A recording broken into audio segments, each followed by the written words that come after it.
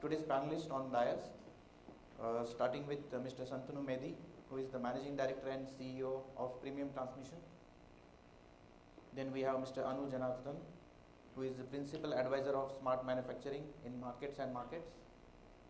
Ms. Arundhati, who is the Managing Director of Plasma Technologies.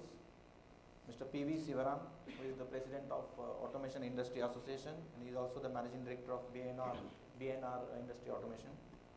And Mr. Aniruddha Katkol, who is the Head of Manufacturing IT Systems in Mahindra & Mahindra.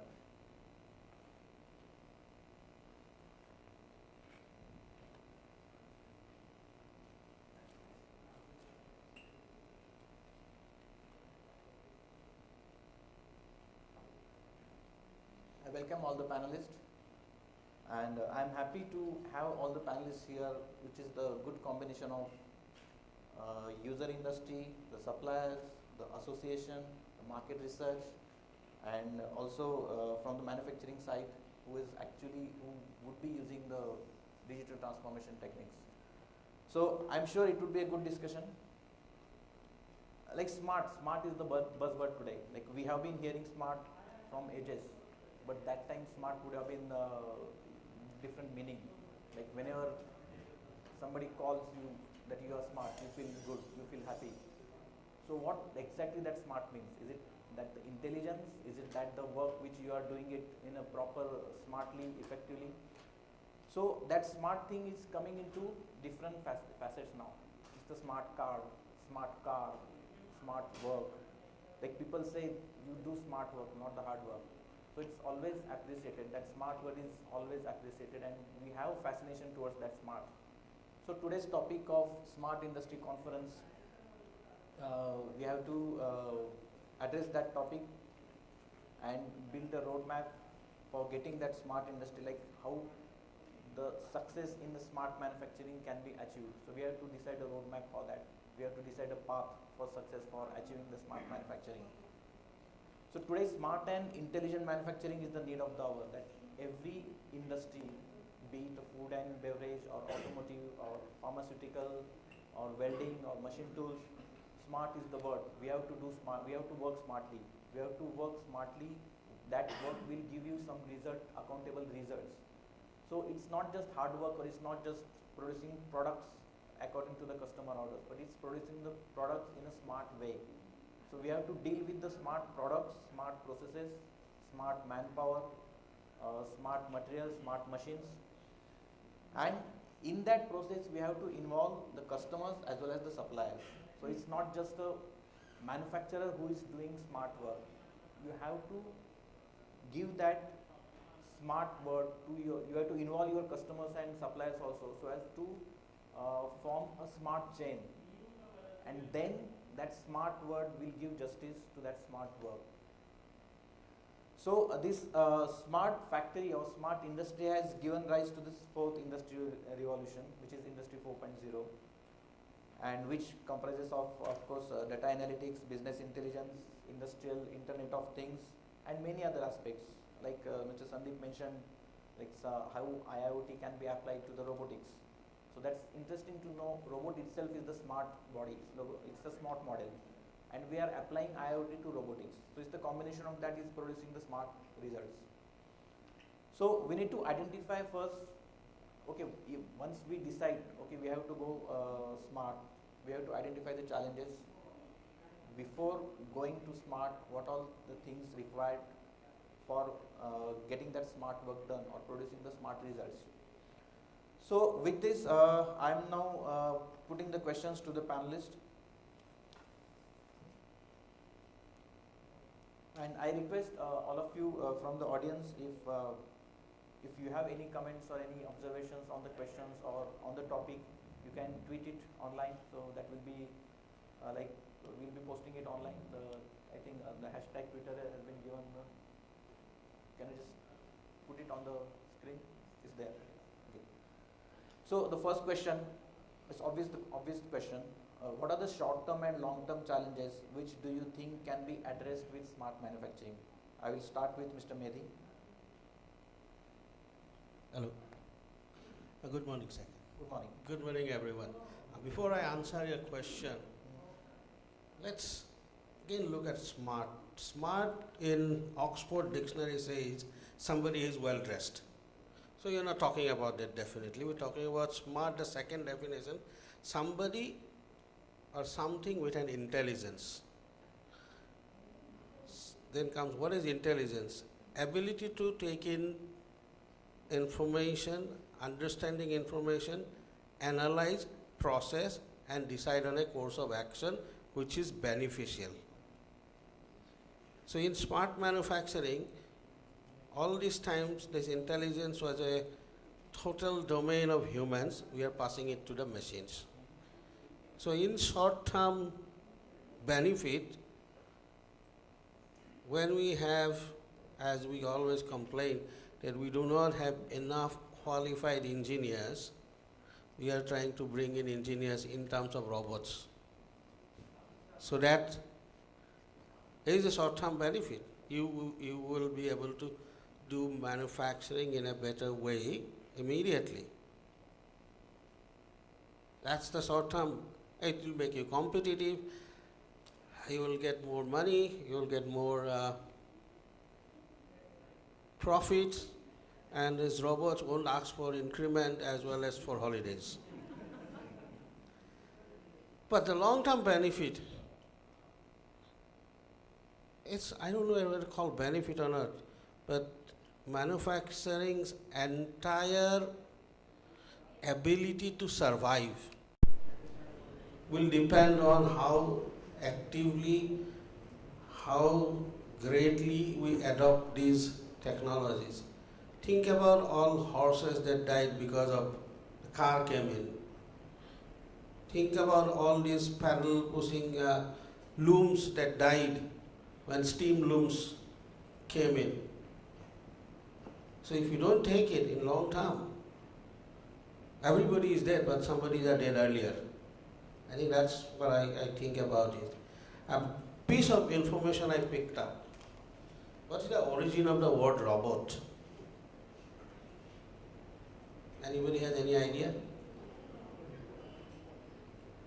The actual scientific name for robot is automata. But the robot was a character written by a Polish playwright. His name was difficult to say, Karol Čapek, in a 1920 play. And whatever character robot was, it is a machine like human. I think about 100 years later it's coming true. Prophecy is indeed. Thank you. No, but we need to have your answer for this first question. How smart manufacturing can be used in the manufacturing processes or in the overall manufacturing supply chain? So as to what are the challenges which are currently there in the manufacturing, which can be met with this smart manufacturing technology? I will talk specifically to Indian industry. The smart manufacturing requires that intelligence are embedded into the manufacturing process and the manufacturing machineries that is used. So the challenge, as the keynote speaker said, most of our machines are, I would say, the second industrial revolution is machines. So these machines were not built for intelligence. So that's the challenge. We have to somehow teach them, coerce them, or convert them to be able to get some sort of intelligence into them. And that's going to be a big challenge because 80% of Indian manufacturing machineries are of that age. So one of the questions came said, do we junk this 80%? No, but we'll junk probably 90% of these 80%. One of the things Chinese did, I happened to work in China for 12 years, they actually at the very beginning of liberalization let die more than 80% of the old legacy industries. But economy was growing, so nobody went unemployed. And brought in manufacturing and dishes and robots, smart, some intelligent machines, CNC controls, and that is why Germany made a lot of money out of this. So the challenge is how to get this 80% intelligent. And how to go about doing it? First, the smart manufacturing is all about database decisions, so data collections, and it is very process oriented. I am working in India in manufacturing for last 7 years. I've seen a lot of manufacturing in my own 2-3 companies that I work for. This is the biggest problem in India, that we are not process oriented. You can set up a process and I can guarantee you only 10% will follow the process. 90% will follow the famous Indian process called Jugaad. So you see the surface roughness is not there. Instead of reworking, understanding why surface roughness is not to the level that you want to go, you just pick up a 10 number sandpaper and polish it. And that's not captured, documented anywhere. I worked on a company where the part being produced is not exactly to the drawing.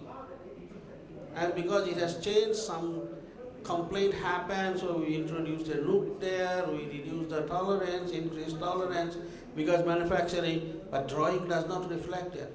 So until those data points, that data collection, forget getting it from machines, from man and people, and the process orientation starts. Next part is, it's like the ABCD before you can start writing novels or poems. First you have to know the alphabets. We have a big problem in that area. Our processes are not documented. Documented processes are not followed. The drawing and actual parts doesn't match. Now with human, given the God-given brain, we're not applying that intelligence, how can we impart that in our machines? I think that's the problem. Did I answer your question? Yes, that answers the question. I will turn to Mr. Kapoor. You have been working with Mahindra and taking care of the IT and automation part. So do you agree with Mr. Nedi's point about the older machines and how to take care of upgrading them to the new level? And what are the challenges you face in that? Yeah, I think your question was whether there is a benefit. Yes, I guess that was the part of your first question. And Mr. Mehdi added a lot of observations which are definitely relevant to the Indian industry or maybe the industry at large. But if I return to your question first about the benefits, are they there? And if so, what?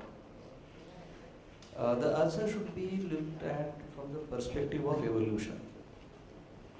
Suddenly in the last 2 to 3 years, there is a lot of attention we have on this topic. But it is an evolving topic. This is an inflection point that everybody gets up and says, oh, today you have an IoT. So it's a picture we are looking at, and so many observations we have about legacy machines which are true need to be handled at this stage. But it will not take away the fact that yes, there will be benefit in the long run. The question is difficult to answer as to where will be the benefit and how soon will be the benefit. So I would take a rain check on that. Wherever you have automation or wherever you have automated processes, and Mr. Mehdi very humorously pointed out that it is better that you hire robots tomorrow and they will do a better job than a human being is unfortunately a true part. But it also means that you may be able to release human potential from drudgery or maybe a more detailed job to some other aspect, and you might end up using machines in a much better way, which will give you a benefit which is today probably only forecast. So handling is an activity which is seen as a non-value added activity within every organization, and wherever the component is touching the tool is seen as a value added activity. So these are two areas where automation comes in. The gentleman spoke about robots, but robots have slowly evolved from just being a handling tool to a tool which is actually adding value to the process. So this is an evolution which is going to happen more in machines, which will also end up giving tremendous amount of benefits by taking away things in which probably humans are not really good at. We have to accept it at some period of time. like data crunching. You have a lot of automation coming in where you have data processing. You see that in the IT industry today. And if you look at human beings, we are not really good at looking at numbers in Excel sheets and processing the data. Computers are good at that. And we have very quietly, very nicely agreed to give this job to computers. In some cases, we are fighting with it because we thought humans were good at it. So analysis is also going to follow tomorrow. And this will be an evolution. It's a video, it is not a snapshot. So I guess we don't have to take a call on it today and say whether you will have a benefit or not. Accept the fact that it is a juggernaut. It is going to move, whether we like it or not. Whether we can quantify the benefits or not today, it will still move. If there are no benefits, obviously the market is going to throw it away. But we see benefits which are marginal, coming back to what I would practically see in my industry, which are marginal benefits today. Wherever there are machines, the uptime of machines can be made better, surely. Wherever we have a possibility of reducing non-value added activity, maybe we have handling components, whether we have data coming in from them and improve upon it. Yes, there is a benefit. So process productivity will increase wherever we have machines more, and wherever we have a human interaction with machines, it is a little bit difficult to achieve. If you ask for a percentage, very difficult to do, very honestly. We are digitizing very slowly. So last 2 years within Mahindra, we can say we have 20 to 30% of pure digitization, but that leaves an open field. So whether you would like to take that data and go to market, as he was also pointing out, is probably too early to talk about. So I guess we need to be a little fair and step back a little and participate in this activity from bottom up, from manufacturing onwards, and not just leave it to the IT guys and say, let IT do it or let automation do it. It has to be value added approach from manufacturing, which will probably help us to see benefits. That would be my take, Shekhar, on this. Yeah, Mr. Sriram. So, you know the challenges coming in from the old machines, or there is a slow process in transforming to digital activities, and there is a change in the mindset in people as well as changing the machines. Suddenly, it's not possible. And according to Mr. Katrol, as the process is too slow, even in Mahindra itself, it's supposed to be one of the major automotive manufacturers in India. So, how do you make sure that smart manufacturing or these kind of digital technologies, Industry 4.0, IoT, because currently if you see the competition world over, we have to be in the world competition. There is no time. So how do you make sure that these processes are getting faster, making the people change their mindset and change their orientation towards digitalization? Good morning, everybody. It's a complex question that he has asked, and by the look on his face, he expects a simple answer, but that's not going to happen. Actually speaking, there is, I wear two hats. I am the CEO of a company who produces and sells components which enable this technology, and therefore represent the push segment of the market. On the other hand, I am also leading a consortium or an association who is actually trying to ease or help penetration of automation per se into the manufacturing industry, and therefore there the concerns of the people who will decide, deploy, use and benefit or suffer from this activity also have to be considered. But since we are all starting with the first sentence as a kind of a exhibition trivia, I would go back to the word called robot and say that the robot, although it is written in a play by the Polish playwright Zapek, the word itself comes from a Russian-Polish verb called robota. Robota means to work, and therefore it is a thing which he conceived that which will do the work for humans, like a servant, a mechanized servant. That is where the robot comes from, and till today we have to hang on to that concept that robot is a slave device and not a master device. But slowly, I think in the last few weeks, you've also seen that all robots are not like, C3PO or R2D2, but there are also things which are listening to what you are writing on Facebook, and if what you write is not so good, it will simply cut it out and possibly talk to another robot by itself and say, who is this guy? Do you know him already? So it is now the equation is a little different. Fine. Now we have actually raised two topics. First of all, that there is a smart manufacturing. What is this smart manufacturing? I mean, we have been manufacturing since 100 years now, more than 100 years. And would you call Mr. Ford not smart? He was a smart manufacturer. So why do we claim that we are smart and they are not smart? No. Smart manufacturing today, we are looking at it in a very restrictive sense of deploying the latest in technology to be able to produce more of things of a better quality at a lower price and as according to what the market actually wants. This is what is smart about. That you react to the market inputs very quickly, you produce it in the quantity that is needed, and you produce it at a price point which is appropriate for your market. This is smart. Right? Now to do this, we say that you have to react very fast, you have to work very accurately, you have to work very systematically, there has to be a procedure, etc., etc., etc. And there we find that these poor human beings who are inaccurate, disobedient, indisciplined, and so on have actually no place. They better stand at the gate and keep watching what's going on inside, where the machines are working at a super efficiency. But sorry, that's not the way it can actually work, because, why? Because ultimately behind this there is a economics working and there is a sociology working. When you call it Industry 4.0, it's a revolution. A revolution involves all the participants, not just the consumers, not just the producers, not just the middlemen, not just the politicians, no. It is everybody. And if a large number of people fear and apprehend that this change is going to affect them adversely, they will do everything to stop it. Right?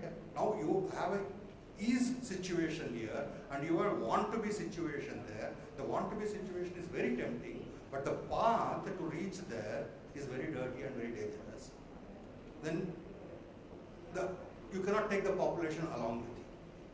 So therefore, what we must do, we cannot just make people say, swallow this bitter pill, just go through it. After that, after 40 years, after 60 years, it will all be golden. People say, what about next month's salary? Right? And you have to address that question. It's a very real question. And if you can't answer that, then the other thing is not going to happen. So therefore, like in many other things, the transition has to be gradual. It has to be step by step. At every step, there is a little pleasure and a little pain. I will give you my favorite example. I have repeated it so many times now. It's about this driverless car. The moment you say driverless car, I think recently Chief Minister said I will make sure no driverless car enters this state of ours. But essentially, what is a driverless car? It is an autonomously driven car. Now today in every car, you will find certain functions of the driver which are actually done without the involvement of the driver. For example, you take the braking, right? There is a braking which ensures there is a safe path to bring down the speed to zero, which ensures that you don't skid, which you don't go off track. If you are at a particular speed limit zone, you can put it into cruise control. In some cars, not all, but anyway, the technology is there, which will ensure that you will not violate the. So there is an anti-collision detection. There is an automatic switching on of the wipers when there is raindrop or the screen is not clear, and so on. So one function after another. I mean, leave aside the common changing the clutch and the gear stuff. So one function or the other, the driver's functions are being gradually taken over by some intelligence inside the car. When all these small parts just join together and work together, it becomes a driverless car. So half the time we are talking about a 50% driverless car. Then you'll talk about 60%, then you'll talk about 70%. And at every time the driver experiences that my driving is easier and safer. And therefore he will not resist. Am I making sense? This is the way we have to go into manufacturing also.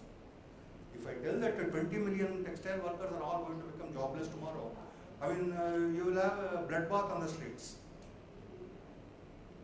But if you say that, they don't have to work in the place where the cotton fluff is coming and entering into their lungs and they get TB, they are not mind.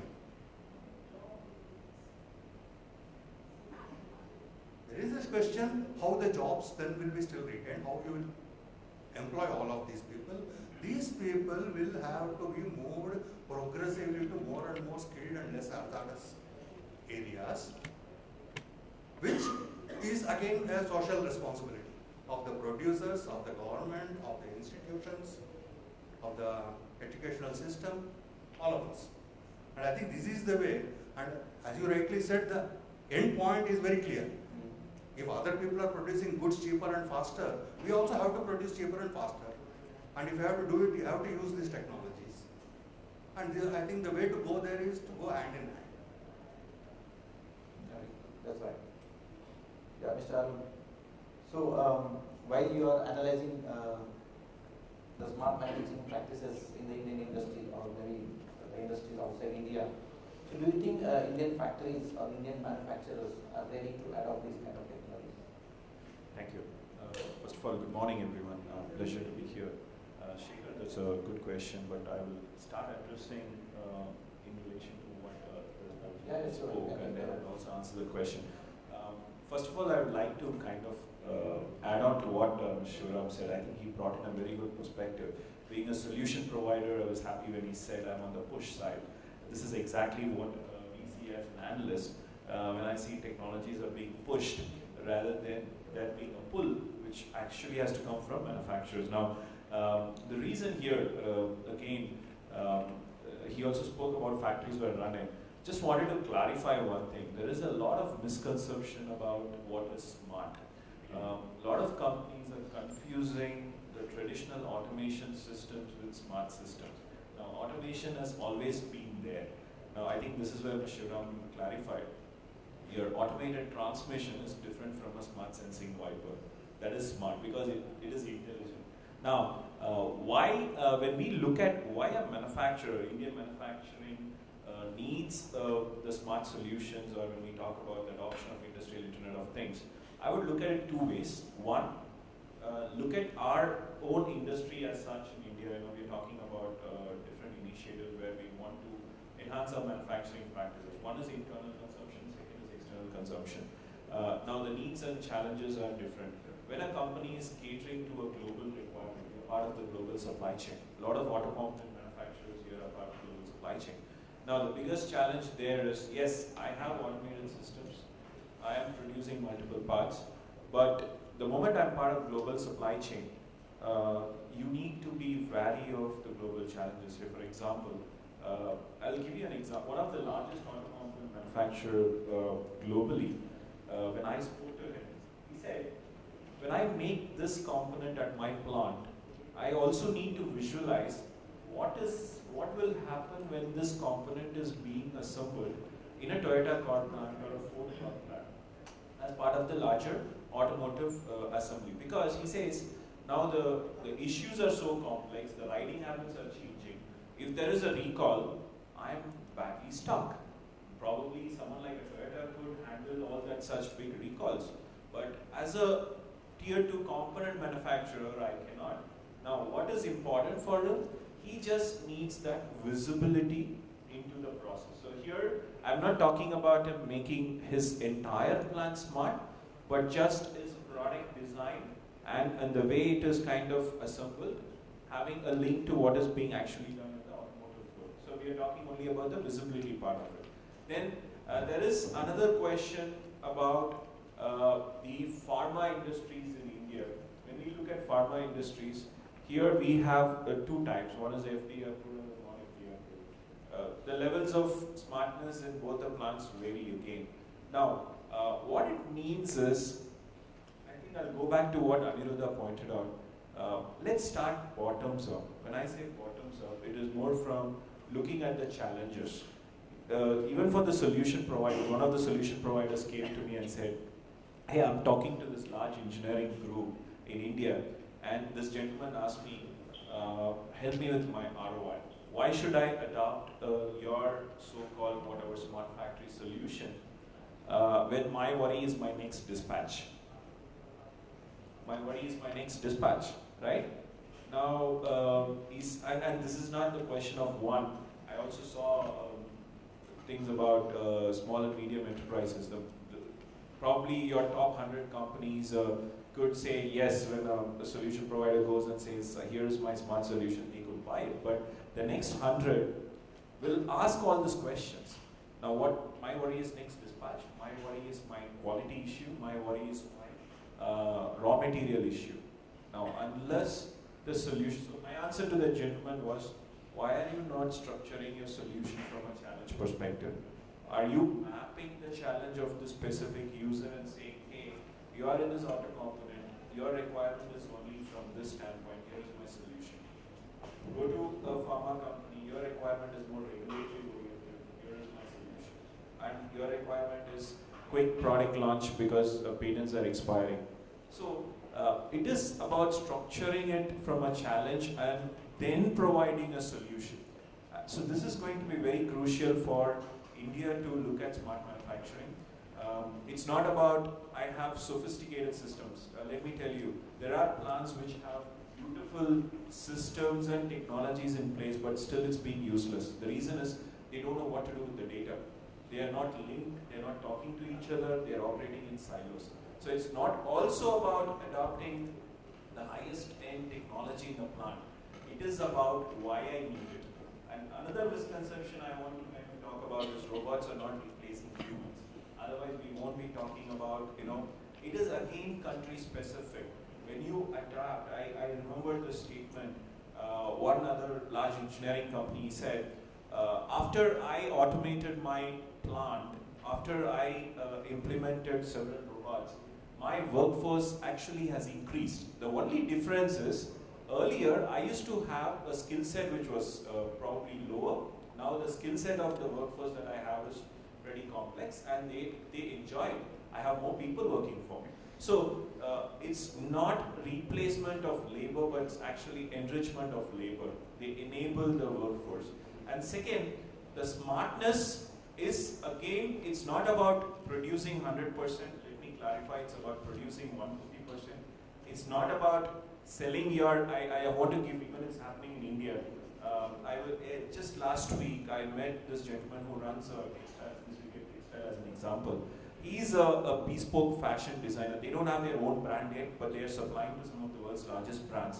So they are bringing in this concept of bespoke design. It's like this. When we want to buy a shirt or a trouser or any even women's fashion, we recently got into it. It's the most complex thing. Women's fashion is the most complex thing because women will say, I want this 20 patterns, but in this kind of design. So he's bringing in a technology where he can, when someone can log in, you can order it, you will still get the apparel delivered to you in the same time as you will walk into a store and buy. What it means, my production has to be flexible, my raw material sourcing has to be flexible, but I still need to do it on time. Now, the moment you start defining these requirements, no, I am going to solve my user's challenge. I am going to provide this flexibility of bespoke. And additionally, I don't want to do customization or mass production, I want to do mass customization. That's what this concept is. Or the second element I talk about, no, I'm catering to the global. Now, these are the needs which will define how smart my plant has to be. Again, here don't confuse automation. Automation is automating your workforce that is going to address whether you can be 100% and not 90%. Whether you can have 100% quality. Smartness is about whether my asset is intelligent to, I think Sandeep spoke about robots being intelligent. They can self-heal, right? Or my process can make sure they have self-predictive maintenance. So all of these are going to determine. Now, what is good for Japan, I told Mr. Shiram in the morning. doesn't work for India. Japan is worried about baby boomers. China is worried about manufacturing progress. As Many pointed out, Chinese guys, they moved their steel plant from the second line of defense to the first line of defense, and they replaced every 100% of the missions during the 2008 recession. We can't be what China is.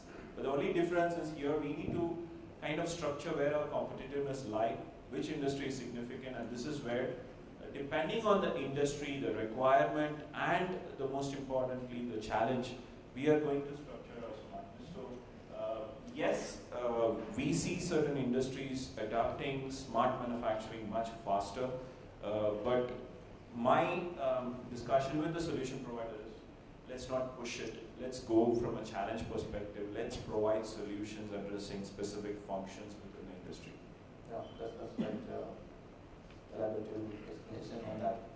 So, Ms. Arundhati, do you think this adoption of smart manufacturing in any manufacturing plant will change the approach of that manufacturer towards the automation, towards robotics, towards all the existing processes? And what kind of change which is really digestible, which is justified from the manufacturer point of view? Hello everyone, it's great to be here. It's great to be the representative of a solution provider to multiple industries. And it's been wonderful listening to all of you. Thanks Shekhar for giving the opportunity. My pleasure. Where I come from, the way forward to get people to adopt IoT or automation is to work hand in hand with them. It begins for everybody with my return on investment, be it the smallest or the biggest.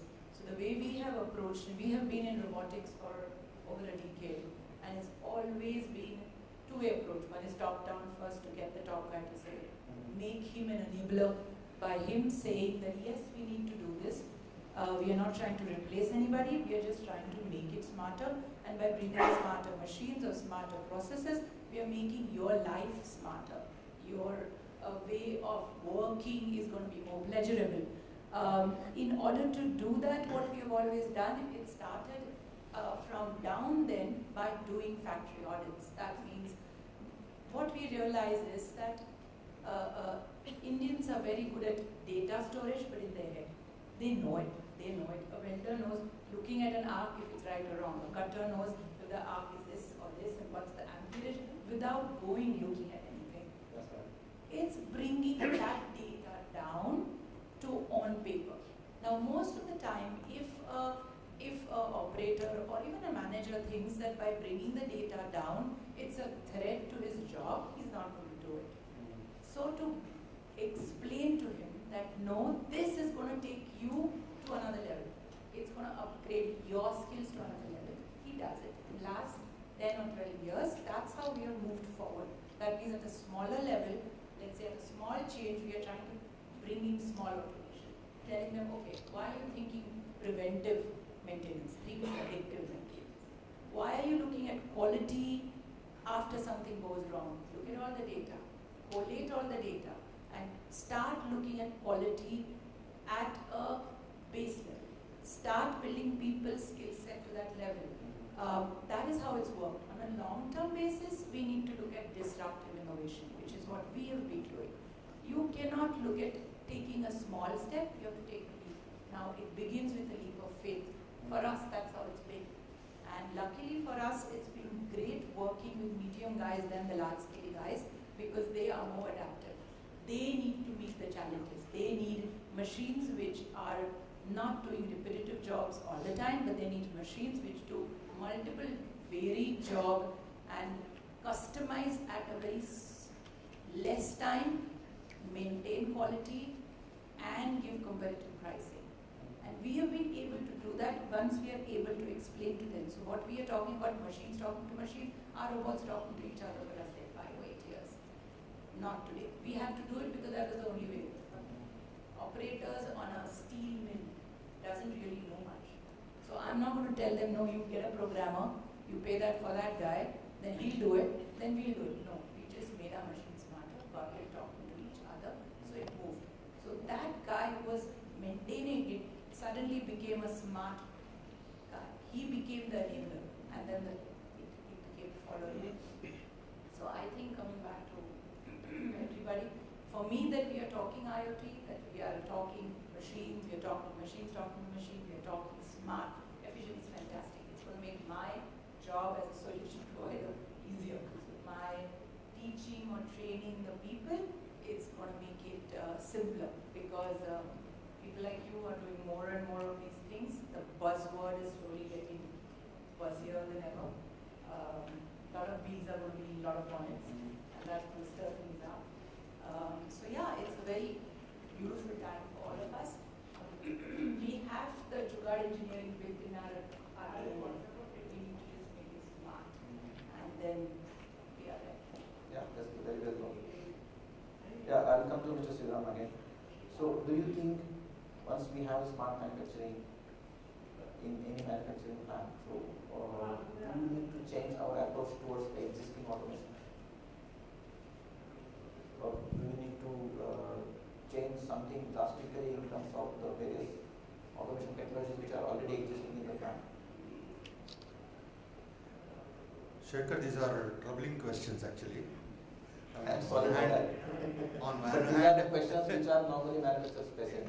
on one hand, to my right, I have Mrs. Abdulati, who says take a leap of faith, and on the other hand, as an engineer, I never have faith in anything. I have to test and try and make sure that it will really work before I take a step forward.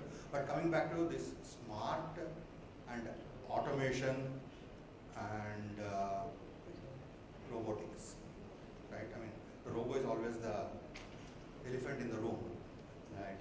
So, you see, we are, when we say smart, we are talking about doing things in a very efficient manner, which is appropriate for the immediate needs.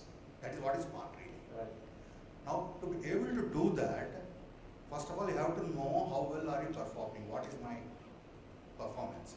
And to know that, you must have a very accurate, impartial, objective and real-time measurement of whatever you are doing.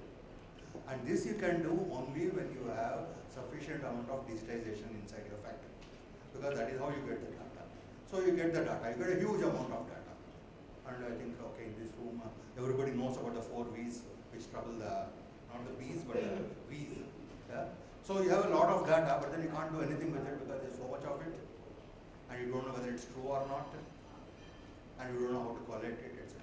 So from data, you have to extract information out of it. Now this, I would say, is automation. Correct? So if this is automation, then we need to have automation to be able to be smart. I mean, today, if you conduct an entrance test for something, and it used to be run across all cities, and you have to give the answers, the grades by the evening, what do? You have a form on the internet, the kids go and type it in, and then, you know, in real time they get a thing back saying you passed, and it's done, right? Rather than waiting for 2 months and thinking whether there's some manipulation, Gotala, and whether, you know, some scam is behind it, etc., right? So this is automation, and automation is a benefit. It is not a demo. Okay? So smart manufacturing means having automation. Now, how much automation, where automation, this is a different question. Because automation, just for automation's sake, okay, pump in lot of automation, as he said, you know, when you buy 25 PLCs and put it in each room like that, doesn't make you more smart. It is like buying a lot of textbooks and computers and keeping it all around and think that you will get better grades. You will not. You have to use it in the right way. Correct? So that is the next step of it, how to deploy it, how to make use of the output which comes into it. And finally, like we have faced all across its beginning, whenever you have an efficiency improvement system, there is a resistance on the top. Because worker feels that now the management will say for getting a bonus, the production expectation is always higher and higher. And therefore my job will become tougher and tougher. They will say you reduce the wastage. Now today if you bring down the wastage to 3%, next year my management will say make it 2% and make it 1% and so on. So there is always a counter fear as a human psychology which comes in. And this automation does not happen without the humans, either as buyers or as consumers, right? So we have to take care of that also, and that is when it works. So there is, apart from evangelism, we also have to do some, counselor kind of an activity also, and I think that is the key to this whole thing. Right. And if you give me some time later on, I'll talk about what we are doing in the area. Sure. Yeah, I will come to Mr. Mehdi. As Mr. Sriram said, you also mentioned that whenever there is any change in an organization, it has to percolate from top to bottom. So currently, there is no choice. If you are a manufacturer, whether you like it or not, you have to change your perception towards automation, towards digitalization. You have to have smart manufacturing and utilizing technologies in your plant. So how do you make sure that adoption or that implementation of new technologies is smooth in the overall flow from top to bottom? Unfortunately, in today's time, that smooth is very rough. I was reading a book, the name is Thank You for Being Late. If you haven't read, please read it. So how to make it smooth, and there are 2 to 3 parts to it. The smoother on the transition of the people who are directly impacted by it. The second part is directly and immediately. The next is smoother for the people who are directly impacted but not immediately. And third, for the futures, who has not arrived yet, but they are also impacted. And the third part, we leave it to the government and social. Immediately, as you said, you've been saying these things, if this comes, my job, this thing, if I put it on the table, my job, my experience is at stake, it doesn't happen. So first thing we have to do that, how this is good or beneficial for you also. And when we growing up in 1980s, when first computer arrived in India, there were political parties, labor unions, and so many people were so dead against computer being brought to India. If somebody is alive from that time, I would like to ask him that if computer has not come, where would have been Infosys, TCS, HCL, and huge amount of the middle class we got formed today. So I have to go and tell people there's no point resisting it. If we resist it, we are destroying futures of kind of jobs we cannot dream about, think about today. It's not going to happen. But for those people who are directly impacted and affected now, there are things that we can do.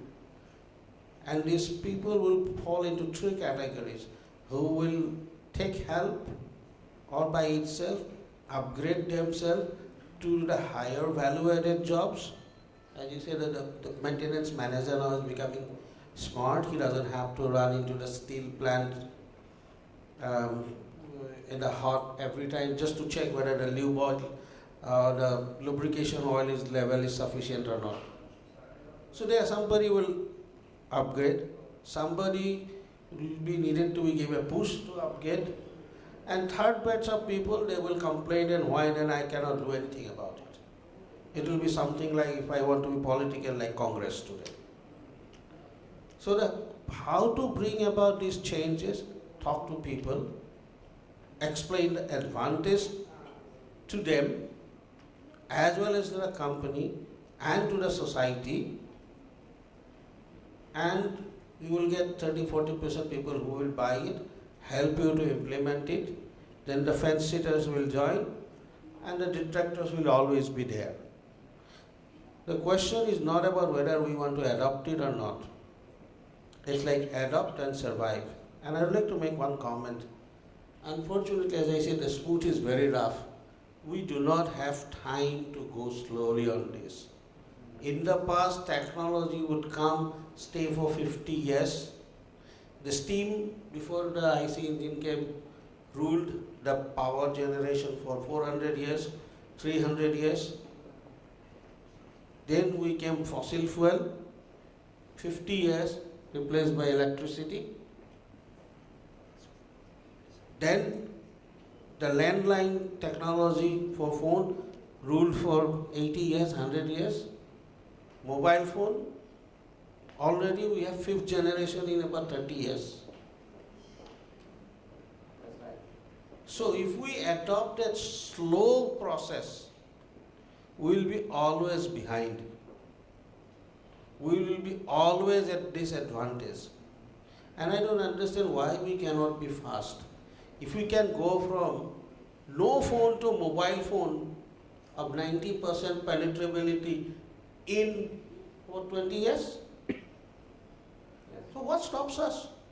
Going from not having CNC machine, second generation revolution machine, straight to the fourth industry 4.0. I don't believe in this, that slowly, धीरे धीरे, sorry, धीरे धीरे करेंगे तो कभी नहीं कर पाएंगे. That's right. You need to be fast now. So I'll come to Mr. Katkor. Mahindra has done a lot of digitalization processes in their manufacturing, and they have also helped the suppliers to get involved in that. So whenever you decide, as you are giving solutions to your management to make the system more workable in terms of digitalization, smart manufacturing, adding more automation to the factory. So how is the process now? What kind of challenges you face in this? See, the challenges will always be there. What kind of challenges is a very interesting point. As with every organization, Mahindra also has a cross-section of technologies. Some of them are very old. We have 40, 50-year-old machines as well on the shop, which are quite productive today. And we have state-of-the-art machines as well. You have both Yes. For example, if you look at Pune in Chakan, we have a state-of-the-art plant. But if you go to the earliest plant, which is in Kandivali, you will probably see 40, 45-year-old machines still working on the shop. So there are always different kinds of challenges. One is an internal challenge about just somebody what was saying just now. What do you do with the machine? Do you throw away the machine? And if the machine is perfectly capable of production, producing a good part, why would you want to throw away the machine? So that's one of the challenges is what do you do with legacy machinery? How do you make your legacy machinery work with a better intelligence? And what is a better intelligence? Because it's already doing a good job. So how better can it get? So that's one of the questions which is a challenge to answer. And it is not so simple to answer it because you are trying to look at getting something which has worked for 30, 40 years suddenly much better in a much more shorter period of time. And then the benchmark is very difficult. How do you benchmark your older factory with a newer factory? For example, in Kandivali, probably we have a very, very high production level which could probably compete with the new plants or maybe even better than the new plants because it is probably a model mix, and how do you get to market? So there are different challenges, and when you just look at equipment and machinery, you cannot handle it in one go across the enterprise. We try to take it in bits and pieces. So we try to look at old plant and say, okay, if this is an old plant, can we make it any better? And what are the areas we can make it better? Because there is a generally high level of maturity of labor in an older plant. We look at flexibility of the people. We look at adaptability of the people and the machines. But if you look at a new plant, then it would be, okay, can I make this new plant leverage the existing technology in maybe inorganic way? Maybe can we make up a new production line faster over there and make a new technology, come in a new plant, and thereby we get on to vendor connection. For example, would it be easier to connect all of our vendors to a plant which is more adaptable and flexible compared to a plant which is older? How do you look at geographies of suppliers? How can we have a secure connection for information so that we have just-in-time supply, we have lesser inventories? So as I said, there are both these challenges. There are internal challenges about looking at legacy equipment, retrofitment of machinery, and there are new challenges about how fast do you want to scale up. And I guess they are always taken in subjective manners, so that across the enterprise we come across as a flexible organization which can address our markets in a faster and much more economical manner. Yeah, Arun, I will come to you. So whenever there is a smart manufacturing or new technology adoption in any manufacturing plant, the first question is obviously what are the benefits? So apart from just improving the productivity, reducing the cost, improving the quality, what other benefits will the manufacturer look at, and how is the process in terms of challenges faced in actually adopting the system? No, that's a good question, Shikhar. I'll probably use this question to answer Aniruddha also. I think he brought a very interesting point where he said they have two types of plants, one an old plant and a new plant. Again, I just wanted to, I think, Shriram is very smart manufacturing, or you talk about industrial Internet of Things, or even automation.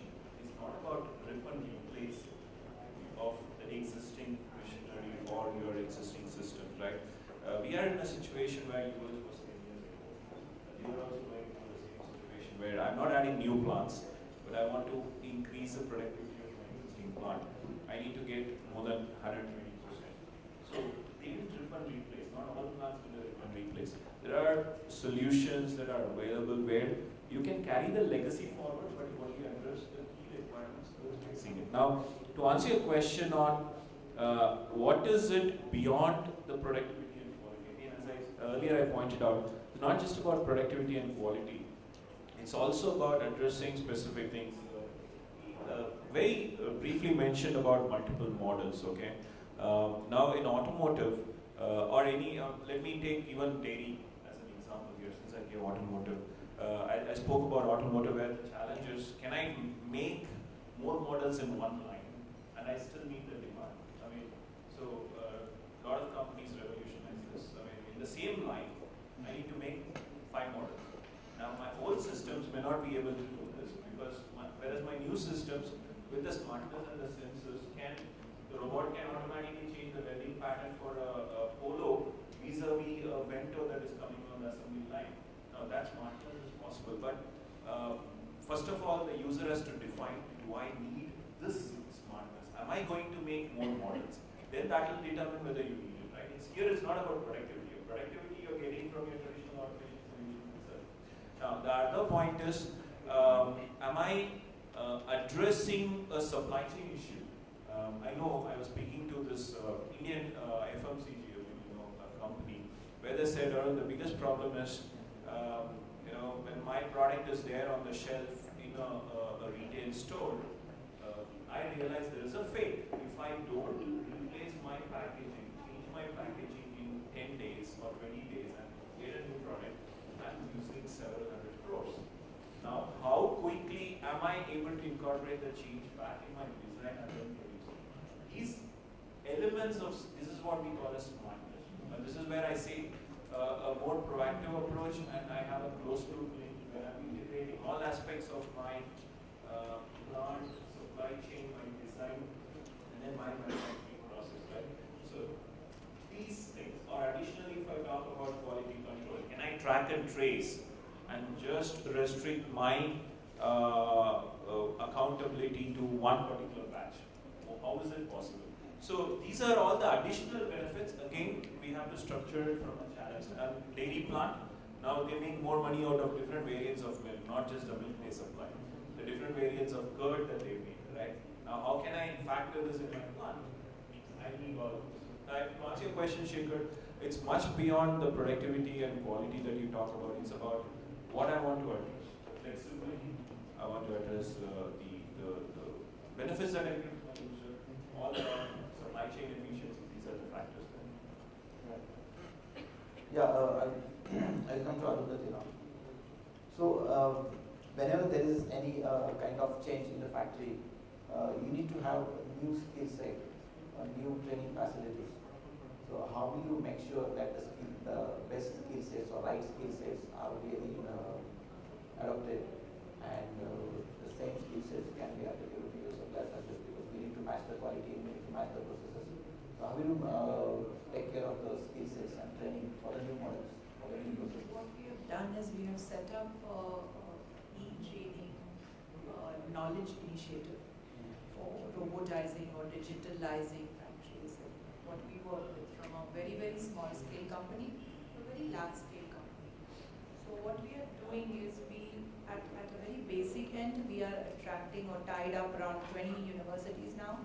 So we are actually getting those students exposed to robotics, exposed to digitalization software, all that we develop indigenize. We also are getting them aware of the intellectual property, because Plasma develops lots of intellectual property, giving them by example a possibility of being an entrepreneur. Okay. That's at that level. Then we also have a technology center built in our facilities where there are lots of robots kept which are cutting, pick and place, welding, measuring, loads of things that they do. So operators need to be upgraded. So we are giving facility to our customers saying, come, get the same operators upgraded. So there are training programs being conducted for them. They are, so we are taking the operators. Third level, at a manager level also we have training programs where people are now, let's say, moving from 2D to 3D, SolidWorks, simulation software, so many other things. So we are getting them involved, giving them training, so they start thinking 5D, because your robots are coming 5D. There's nothing that's coming below, say, 3D. They need to know. So what it does for a manufacturer is that he's not getting new people, he's upgrading the skill set of their own people. And at the same time, we also have a kind of open days in Plasma every few months, where all the new technologies developed, we call all the CEOs and MDs. And then there is a free flow discussion where we take all their ideas, use what we have done, and create a win-win situation for both of them. So basically from student upwards to CEOs, there are various programs set up, and with which we are generating awareness, creating knowledge, sharing knowledge, and creating a platform of sharing of this knowledge. And what I'm doing here is also adds to all of that, you know. And I think that's the only way forward. We all need to collaborate. The whole concept of competing has to somehow give way to collaborating. You may have a better skill set than what I have, and we all need to come together and create a smart evolution of our country, so to say. Combining the strengths. Yes, that's how it is. Yeah, just on a end. Yeah. I think we spoke a lot about skills. Another benefit I missed mentioning was the skills development. When you talk about smartness, augmented reality, or you talk about artificial intelligence, this is addressing a skills issue in a very, very great way. An Indian manufacturer told me how he is fixing the need to service his HVAC equipment in 24 hours by using augmented reality. I don't need to send my service guy. I just give a smart glass to my vendor, and even you need not be as techie. They just wear the smart glass, and remotely they are supporting him and servicing him. Now, look at how you can. We call it the aided human intelligence. Now, this way you are also addressing a skills issue in a country where we have a lot of workforce, but we do not have the skill set that we need. And again, as Mr. Mehdi said, if you have to move fast, you have to adopt this technology. Yeah, just to sum up, I would like to ask all the panelists if they can just, in just one or two lines, just give their recommendation. What would be the next step to go in this direction? I'll start with Mr. Mehdi. I'll talk about that legacy things again, because this so this is my advice. We retire human beings 58, 60, 62, 65. Why don't you retire simply those machines? Start with that, the rest will follow. So that's good. Mr. Kapoor? Yep. difficult to sum it up in one or two sentences, but I will try. Let's look at adding intelligence as a visual layer where people can see what they want and then work towards it on every machine. So make the person responsible for the machine or the cell also responsible to add the intelligence. With the responsibility to yes, be more inclusive in your approach. Mr. Siva? See, I believe that the maximum difficulty or resistance comes because of a fear of unknown or unfamiliar. And I think the way forward is that we provide an opportunity where people can interact with these so-called smart systems, touch and feel it, look at it, and say that this is not something that is going to bite me. It is something which I can use and feel safe with it. I think much issues will be solved with that. I'll split it into two parts. Solution providers, I'll go with what Ms. Anandati said. Collaborate and compete, because there is no smart solution from one single company. It's always about collaborate and compete. For the end users, please go with your challenges. You don't have to always adopt what comes your way. You can have an open conversation. Solution providers are happy to help you. So go with the challenge perspective and use the right solution. I think first, SMEs, they need to take small baby steps first and then have an action plan ready to take the leap. There are lots of there are simple sensors, smart sensors, make your machines little better, start your analytics, start your data gathering, start getting your workforce ready for all of this. That's at one end. And second for me, which is the most amazing thing, is the Indian new workforce. Today's Indian new workforce is smart. They are already exposed to IT. They are very ready and eager to be efficient. They don't want to do donkey work. They don't want to work most of the time. So, if possible, dodge. They are very good dodger. Now to take all that young workforce and tell them, hey, this is a smarter way to do it. If we are able to focus this young workforce, if we are able to give them a direction as to how they can be better, I think we have a win-win situation already. Right. Yeah, that's quite an interesting thoughts presented by all the panelists. I'm sure it will be of great help to the audience. Like they summed it up that we need to incorporate smart manufacturing as early as possible.